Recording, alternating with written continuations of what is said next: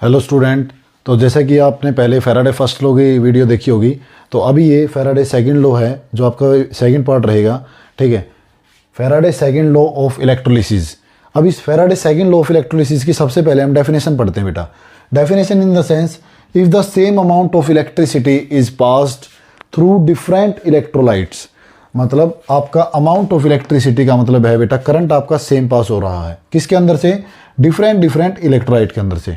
और उसके बाद हमें क्या देखने को मिल रहा है, the mass of is ions deposited at the electrode, जितना भी मास आपका इलेक्ट्रोड्स पे डिपॉजिट हो रहा है वो किसका डायरेक्टली प्रोपोर्शनल है, या वो कितना डिपॉजिट होगा वो आपका होगा उसके इक्विवेलेंट वेट के बराबर। ठीक है, जितना भी मास आपका होगा डिपॉजिट आपका वो होगा इक्विवेलेंट वेट के बराबर उस रोड का।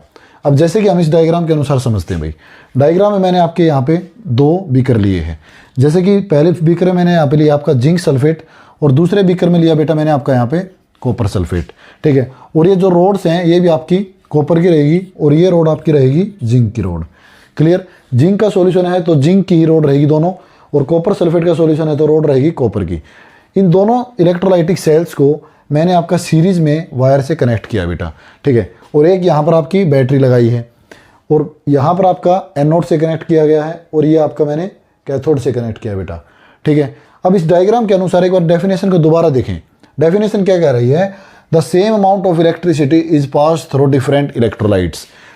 पहला इलेक्ट्रोलाइट दूसरा इलेक्ट्रोलाइट, दो अलग अलग इलेक्ट्रोलाइट्स ली हैं। इन दोनों इलेक्ट्रोलाइट्स में जो करंट की अमाउंट पास हो रही है वो सेम पास हो रही है। ठीक है, और इस करंट की अमाउंट जो आपकी same amount of electricity pass होने से हो क्या रहा बेटा, the mass of the ions deposited, जो आपके आयंस का मास, जैसे जिंक है तो जिंक के आयंस का जो मास है वो डिपॉजिट होगा इलेक्ट्रोड्स के ऊपर। इन इलेक्ट्रोड्स के ऊपर जो मास आपका डिपॉजिट होगा वो किसके डायरेक्टली प्रोपोर्शनल होगा बेटा, उसके इक्विवेलेंट वेट के।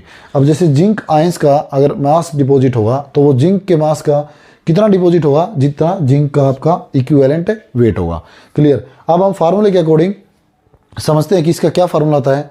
वो मोस्ट इंपॉर्टेंट फार्मूला रहेगा आपका और उसके ऊपर हमें न्यूमेरिकल देखने को मिलेगी।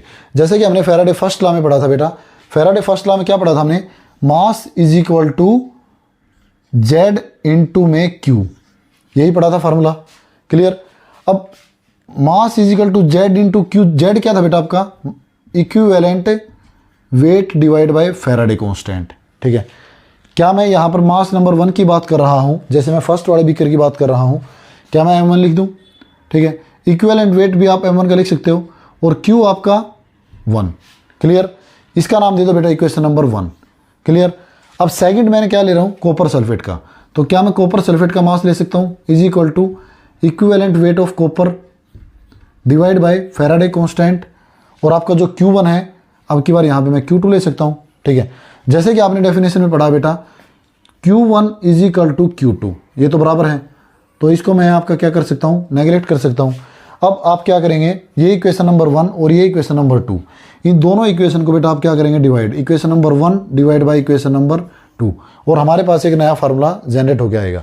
जैसे इक्वेशन नंबर 1 में आपने क्या देखा बेटा, जैसे m1 is equal to equivalent weight of zinc divide by Faraday constant. ठीक है, अब डिवाइड में मैं क्या करूँ बेटा, सेकंड इक्वेशन, अब 1 लिख सकते हो आप, या इसकी जगह आप क्या लिखते हो, जिंक का ले रहे हैं तो जिंक का मैंने मास ले लिया। सेकंड इक्वेशन क्या थी हमारी, कॉपर की, copper is equal to equivalent weight divide by Faraday constant, और एक किसका बेटा आपका, कॉपर का। ठीक है, तो फैराडे से फैराडे आपका कैंसिल हो गया, तो मेरे पास क्या फार्मूला निकल के आया, mass of zinc divide by mass of copper is equal to equivalent weight of zinc divide by equivalent weight of copper. ठीक है, तो ये आपका एक नया फार्मूला रहेगा बेटा जिसके ऊपर न्यूमेरिकल बेस है। ठीक है, अब एक बार Faraday second law of electrolysis इसका सारे सब पूरे का आप स्क्रीनशॉट उतार लें।